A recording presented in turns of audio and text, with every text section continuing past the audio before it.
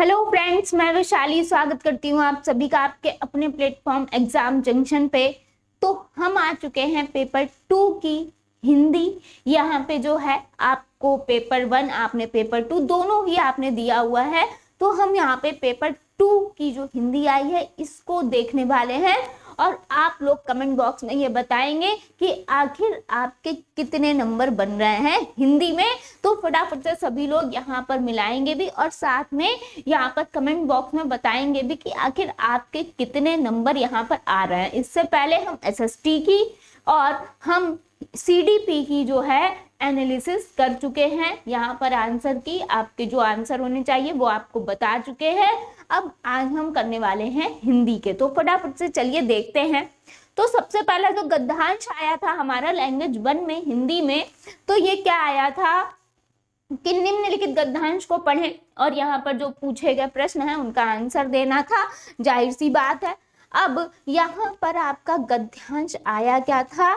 यहाँ पर गद्यांश आया था कि इच्छा से प्रेरित होकर लोग उन्नति के मार्ग पर चलने लगते हैं और अपनी यात्रा के आरंभ में वे अपनी प्रगति में बाधा डालने वाली सैकड़ों व्यक्तिगत और सामाजिक जो खामियां हैं इनका पता लगाते हैं। उन आदि मानवों ने सुख प्राप्त करने की अपनी सहज इच्छा से प्रेरित होकर भी इन खामियों के खिलाफ क्या संघर्ष किया।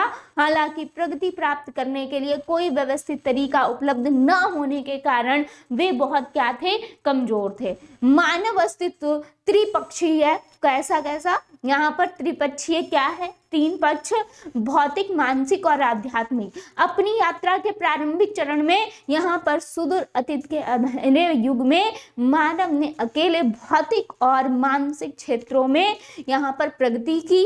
मानव संरचना में रूपात्मक परिवर्तन अब भी हो रहे हैं और भविष्य में भी होंगे। मनुष्य भविष्य में ऐसे उल्लेखनीय परिवर्तनों से गुजरेगा जो आज के लोगों के लिए लगभग अपरिचित होंगे और हम यह नहीं कह सकते कि उन आरंभिक मनुष्यों ने वास्तव में कोई महत्वपूर्ण आध्यात्मिक प्रगति की थी।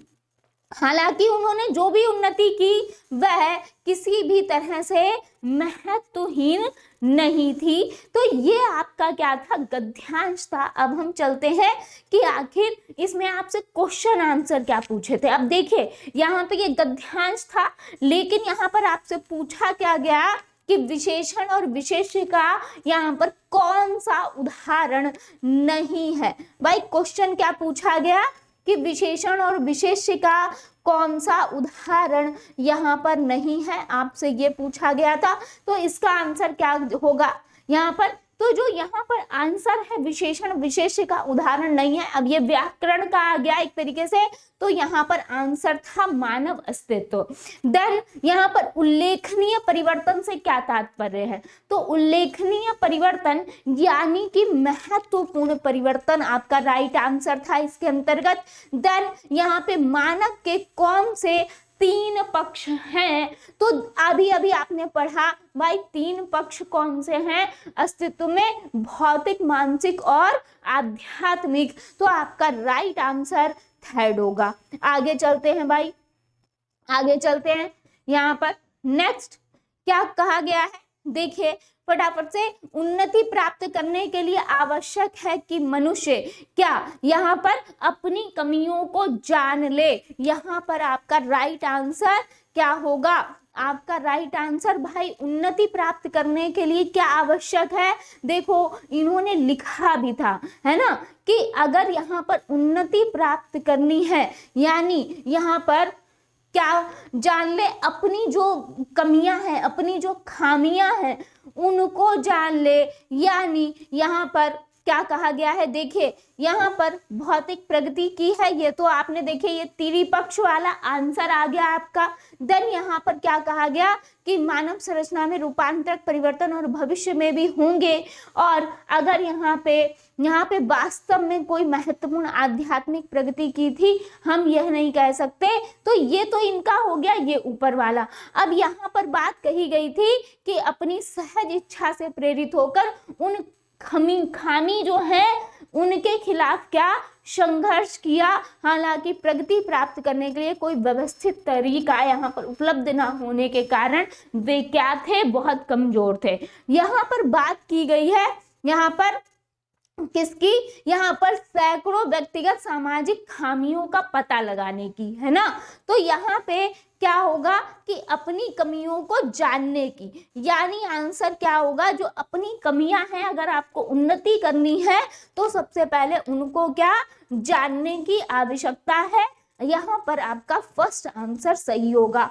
आगे क्या कहा गया, प्रगति प्राप्त करने का व्यवस्थित तरीका किसके पास नहीं था। देखिए अभी अभी हमने जो लाइन पढ़ी थी, किसके पास नहीं था, आदि मानवों के पास नहीं था। आगे चलते हैं,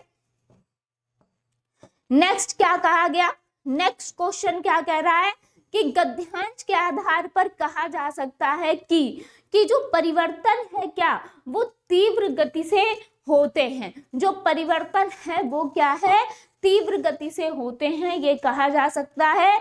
यहाँ पर जल्दी जल्दी से जो परिवर्तन दिखाए गए हैं, मानव शब्द में किस प्रत्यय और उपसर्ग का प्रयोग यहाँ पर संभव है, तो क्या होता है, आपने पढ़ा होगा अमानवीय, तो प्रत्यय पहले लिखा हुआ है, उपसर्ग बाद में लिखा हुआ है, यानी मानवीय, है ना। तो ईय प्रत्यय, तो ईय प्रत्यय होगा और अमानवीय, है ना। तो उपसर्ग क्या लगेगा, आ लगेगा, तो आ उपसर्ग होगा। फोर्थ ऑप्शन आपका सही हो जाएगा। आगे चलते हैं भाई, नेक्स्ट देखिए, नेक्स्ट क्या कहा गया कि आदि मानव ने डैश क्षेत्र में प्रगति की परंतु डैश क्षेत्र में प्रगति नहीं कर सका।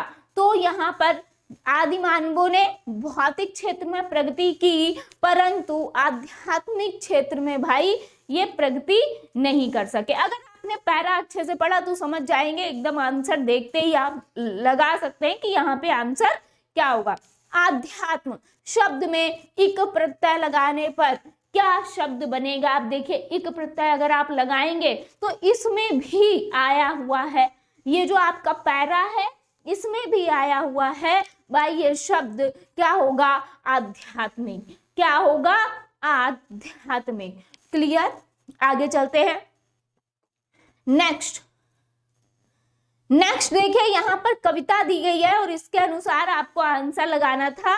क्या कह रहा है, कट गया है शीश पर ये शीश है झुका नहीं, राही उसी का नाम है जो राह में रुका नहीं, एक दिन प्रकाश होता है कितना भी अंधकार हो, सत्य की विजय सदा असत्य की हार हो, सच्चाई साथ में रहे कैसा भी अपना अंत हो, सत्य की विजय सदा असत्य की हार हो। बहुत अच्छी लाइनें हैं और यहाँ पर इसके अनुसार आपको क्या देने थे, यहाँ पर आंसर देने थे। फटाफट से बताएंगे कि क्या होगा आंसर। यहाँ पर क्या होगा, समूह में भिन्न शब्द युग्म कौन से हैं, सत्य असत्य, जय पराजय, प्रकाश अंधकार, हार विहार नहीं, यहाँ पर हार जीत होगा। तो यहाँ पे यही आपका भिन्न है ना। कविता में डैश पर सर्वाधिक बल दिया गया है, किस पर, सत्य पर, तो बिल्कुल सही है आपका सेकंड। नेक्स्ट, कविता के अनुसार राही की विशेषता क्या है, हर तरह के मार्ग पर चलते रहना, यही राही की विशेषता है। कविता के अनुसार किसी भी स्थिति में यहाँ पर स्वाभिमान बना रहना चाहिए, चाहे कोई भी स्थिति हो आपका। आगे देखते हैं, यहाँ पर आपका राइट आंसर सेकंड था। नेक्स्ट देखते हैं आगे कि अंधकार डैश का प्रतीक नहीं है, किसका प्रतीक अंधकार नहीं है भाई, समाधान का नहीं है। नेक्स्ट, इस कविता का मुख्य स्वर क्या है, यहाँ पर देशभक्ति है, क्या है, देशभक्ति है। नेक्स्ट अब आती है क्या, अब देखिए यहाँ पे अब आती है हमारी पेडागोजी। फटाफट से यहाँ पर क्वेश्चंस हम देखते हैं, यहाँ पर आप लोग जल्दी से यहाँ पर आंसर्स बताएंगे कि क्या होगा। नेक्स्ट क्वेश्चन क्या कह रहा है कि उपचारात्मक शिक्षण किसे कहते हैं, तो यहाँ पर उपचारात्मक शिक्षण यानी जब आप बच्चे की कारण समस्या का भाई कोई समाधान ढूंढते हैं, उपचार करते हैं, तो क्या उन शिक्षार्थियों और अध्यापकों के लिए जिन्हें अपने शिक्षण अधिगम युक्तियों को समझने और बदलने और सुधार लाने की जरूरत है, क्या कहलाता है, आपका उपचारात्मक शिक्षण कहलाता है। यहाँ पर सेकंड आंसर राइट होगा। उन अध्यापकों के लिए जिन्हें भाषा सीखने वाले कुछ विद्यार्थी, यहाँ पर आ गया है कुछ विद्यार्थी, इसलिए ये होगा नहीं। उन शिक्षार्थियों अध्यापकों के लिए जो भाषा की परीक्षा में अधिक अंक की बात हो गई, बिल्कुल नहीं। कुछ आयामों पर ध्यान देना, बिल्कुल नहीं, जाहिर सी बात है, सिर्फ सेकंड राइट है। आगे चलते हैं। नेक्स्ट क्वेश्चन क्या कह रहा है कि कक्षा 6 के शिक्षार्थी श्रेया अपनी पिता के स्थानांतरण के कारण पंजाब के जालंधर से तमिलनाडु के मदुरई जाती है और वह मातृभाषा के कारण क्या पंजाबी जानती है पहले से, और विद्यालय में द्वितीय भाषा के रूप में अंग्रेजी भी जानती है, और अपने पड़ोसियों की मदद से वो तमिल बोलना और पढ़ना सीख गई। तो उसके द्वारा जानी गई जो भाषा है, कौन सा कथन सही है? क्योंकि विद्यालय में जो द्वितीय भाषा के रूप में उसने सीखी वो थी इंग्लिश, तो ये हो गया अधिगम, है ना, ये हो गया अधिगम। और पंजाबी और तमिल क्या है? अर्जन है, क्योंकि उसने आस पड़ोस से सीखा है भाई, है ना, अपने परिवार आस पड़ोस से। तो पंजाब और तमिल भाषा का क्या है? अर्जन है, और इंग्लिश क्या है? अधिगम है। क्लियर? राइट आंसर आपका फोर्थ होगा। नेक्स्ट, निम्नलिखित में से कौन सा विस्तृत पठन का उद्देश्य नहीं है? भाई कौन सा उद्देश्य नहीं है? तो व्याकरण अधिगम के लिए पठन इसका उद्देश्य नहीं होगा। आगे चलते हैं। यहां पर 109 क्वेश्चन यहाँ पर आ जाता है। नेक्स्ट देखते हैं कि शिक्षण की विधि जिसमें अध्यापक और 4 विद्यार्थी विभिन्न भूमिका के साथ एक सहयोगात्मक अधिगम समूह का गठन करते हैं, तो पाठ्य वस्तु की विषय वस्तु पर संवाद किया जाता है, जिससे समीपस्थ विकास का क्षेत्र सृजित होता है, और यहाँ पर परिणामतः पठन बोध में क्या होता है? सुधार होता है। इस विधि को क्या कहेंगे? तो इस विधि को क्या कहते हैं? हम पारस्परिक शिक्षण कहते हैं। इसको क्या कहते हैं? पारस्परिक शिक्षण कहते हैं। वह भाषा क्या है जिसका प्रयोग हम दिन प्रतिदिन के लिए आमने सामने की अंतःक्रिया के लिए करते हैं। तो यहाँ पर बुनियादी अंतर्वैयक्तिक संप्रेषण कौशल BICS इसका राइट आंसर होगा। आगे चलते हैं भाई।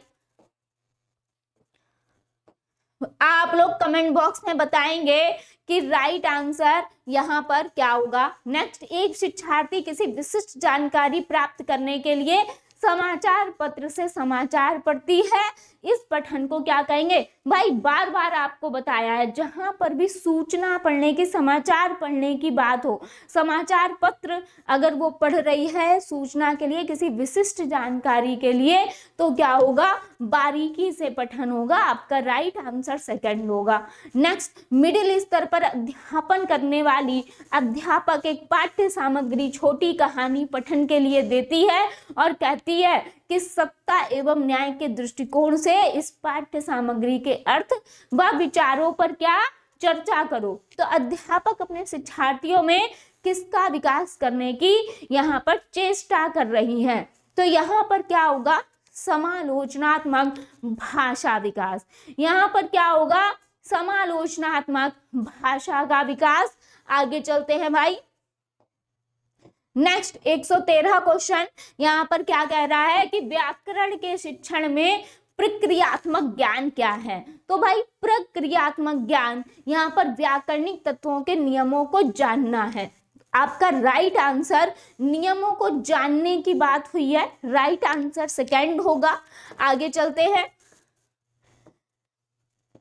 नेक्स्ट क्वेश्चन क्या कह रहा है? देखिए भाई, त्रिभाषा सूत्र के बारे में कौन सा कथन सही है? तो यहाँ पर त्रिभाषा सूत्र की अगर हम बात करेंगे तो यहाँ पर क्या होगा? मातृभाषा, घर की भाषा, क्षेत्रीय प्रथम भाषा के रूप में आपका राइट आंसर यहाँ पर होगा फोर्थ। आगे चलते हैं। एक भाषा अध्यापक अंग्रेजी में कहानी सुनाती हैं और शिक्षार्थियों से क्या कहती हैं कि उन्हें जो भी भाषा आती है उस भाषा में यह कहानी समूह में सुनाए। फिर कक्षा में, यहाँ पर कक्षा की सामान्य भाषा में यही कहानी सुनाए। और इस शिक्षा शास्त्रीय युक्ति को किस रूप में जाना जाता है? फटाफट से बताएंगे। तो ये क्या होगा, बहुभाषा शिक्षण। ये क्या होगा, बहुभाषा शिक्षण। आपका राइट आंसर यहाँ पर सेकंड होगा। आगे चलते हैं।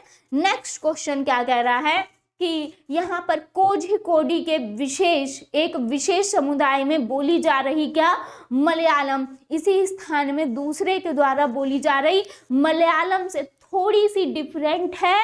तो बताइए विशेष समुदाय द्वारा जो बोली जा रही मलयालम है, इसको किस रूप में जाना जाएगा। तो भाई ये क्या है, मलयालम की क्षेत्रीय बोलियां हैं। बोली आपका राइट आंसर होगा। नेक्स्ट, अंतर्भाषिक पहचान क्या है। अंतर्भाषिक पहचान तो शिक्षार्थी की यह समझ कि विभिन्न भाषाओं का अधिगम विभिन्न योग्यताओं का यहाँ पर आधार और सम आश्वासन है। ये आपका क्या है, यहाँ पर अंतर्भाषिक पहचान है। आगे चलते हैं। नेक्स्ट 118 क्वेश्चन देख लीजिए। यहाँ पर नीचे दिए गए अधिगम कार्य शिक्षार्थियों को भिन्न भिन्न समूहों में करने के लिए दिया गया है। तो पता लगाएं कि शब्द संपदा अधिगम की इस गतिविधि को किस रूप में जाना जाएगा। यहाँ पर निम्नलिखित शब्दों से संबंधित शब्द और वाक्यों का क्या पता लगाना है। परिवार, संबंध और भावनाएं यहाँ पर बात हुई है। तो ये क्या है, ये समूह जाल है, शब्द समूह है, थीम आधारित शब्दावली है, नहीं, क्या है ये, क्या है, एक समूह शब्दावली है। ये क्या है, समूह शब्दावली है। राइट आंसर आपका यहाँ पर हो जाएगा सेकंड। नेक्स्ट, कक्षा 7 की अध्यापिका जोड़ियों यानी पेयर्स में कार्य करवाने वाली गतिविधियां करवा रही हैं, जिसमें सभी जोड़ियों को यहाँ पर 10 वाक्यों की कहानी पर काम करने के लिए वो देती हैं। ठीक है, पहली जोड़ीदार पहला वाक्य पढ़ती है, दूसरी जोड़ीदार उस वाक्य को लिखती है। अब दूसरी जोड़ीदार दूसरा वाक्य पढ़ती है और पहली जोड़ीदार उस दूसरे वाक्य को लिखती है। इस तरह से दोनों जोड़ीदार कहानी को पूरी करते हैं। तो बताइए बाद में वे मूल कहानी से अपने लिखे हुए की क्या करते हैं, तुलना। अब इस गतिविधि को यहाँ पर क्या कहेंगे, तो यहाँ पर क्या कहेंगे, पारस्परिक श्रुतलेख कहेंगे इसको। आगे चलते हैं। 120 और लास्ट क्वेश्चन यहाँ पर क्या है कि निम्नलिखित में से कौन सा संकेत भाषा के बारे में सही नहीं है। तो यहाँ पर संकेत भाषा के बारे में सही नहीं आपसे पूछा है। तो भाई यहाँ पर क्या है, संकेत भाषा प्राकृतिक भाषा है। संकेत भाषा में व्याकरण होती है, बिल्कुल सही है। संकेत भाषा के बहुत से प्रकार हैं, बिल्कुल सही है। लेकिन यहाँ पर क्या लिखा गया कि संकेत भाषा में व्याकरण नहीं होती, और यहाँ पे गलत पूछा गया था। तो यही आपका सही हो जाएगा भाई, संकेत भाषा में, क्योंकि व्याकरण जो है वो होती है। क्लियर। तो आई होप आपको ये चीजें क्लियर हो गई होंगी। अब आप लोग कमेंट बॉक्स में बताएंगे कि आपके कितने नंबर यहाँ पर बन रहे हैं।